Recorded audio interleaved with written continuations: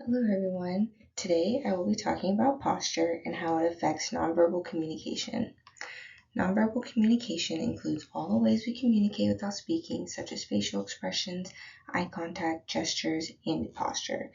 Even before we say our first words, people often form an impression of us based on how we're standing or sitting. Posture can communicate confidence, interest, respect, nervousness, or even boredom. It's something we use every day, often without realizing it, which is why it's such an important part of communication. What is posture? Posture is simply the way we hold our bodies while we are sitting, standing, or moving. It may seem like a small detail, but it sends a strong message to the people around us. For example, standing upright with your shoulders back often makes you appear confident and prepared. On the other hand, slouching or looking down may make someone think you're tired, uninterested, or lacking the confidence. Since posture is usually noticed before we even begin talking, it plays a huge role in making first impressions and influencing how others perceive us.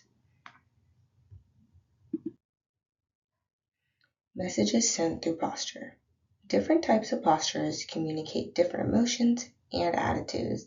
Standing tall with an open posture usually shows confidence and self assurance. Leaning forward while someone's talking shows that you're interested and actively listening. In contrast, slouching or avoiding eye contact can make someone appear nervous, uncomfortable, or uncertain. Crossing your arms can make someone make you seem defensive or closed off, although it can also mean that you're comfortable or cold. This is why it's important to look at posture together with other nonverbal cues rather than making assumptions based on one behavior alone.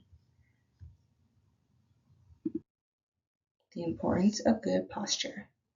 Posture is important because it affects both how other people see us and how we feel about ourselves. Good posture helps create a positive first impression during situations like job interviews, presentations, or meeting new people. It can make someone appear more confident, trustworthy, and approachable. Good posture also shows respect and attentiveness during conversations because it signals that you're engaged with the other person. Besides communication, maintaining good posture can improve breathing and even reduce strain on your muscles and your back, and even help you feel more confident throughout the day. Relating the concept to films in class. Now that I've explained what posture is and why it's important, I'd like to show how this concept appears in the films we have watched in class. In the first film, 7 Years in Tibet, it is based on a true story. It's about Heinrich Harrer, who travels to Tibet and forms a relationship with the Dalai Lama. Throughout the film, he learns lessons about things like humility, compassion, and even personal growth. As his character develops, his posture changes to reflect and respect the understanding from the Tibetan culture. The second film I chose was Deep Impact. This movie follows the discovery of a massive comet that is heading to Earth. Scientists and astronauts and even government officials all respond differently as they prepare for this disaster coming. Throughout the film, posture is used to communicate fear, determination, hope, and emotional support without relying on direct dialogue.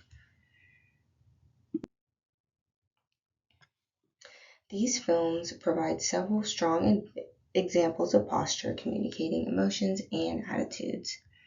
In the 7 Years in Tibet, around 11 seconds into the video that was on our discussion, Heinrich enters the temple with his head lowered. His posture immediately communicates the humility and respect, but also some nervousness as he recognizes that he's entering into a sacred place.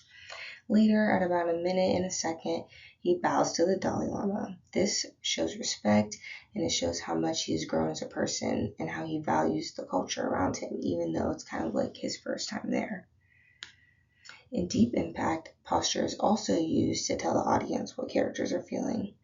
About 57 seconds into the video, families who are waiting about the news about the comet, they lean into one another for comfort. Without speaking, their posture communicates the love, fear, and support during these stressful moments. Also, around 56 seconds, a government official and scientist stand with rigid postures as they watch this explosion come to the aircraft. You can see that in their tense body language. Their posture reflects the seriousness of the situation and the pressure they are under as they try to respond to this disaster.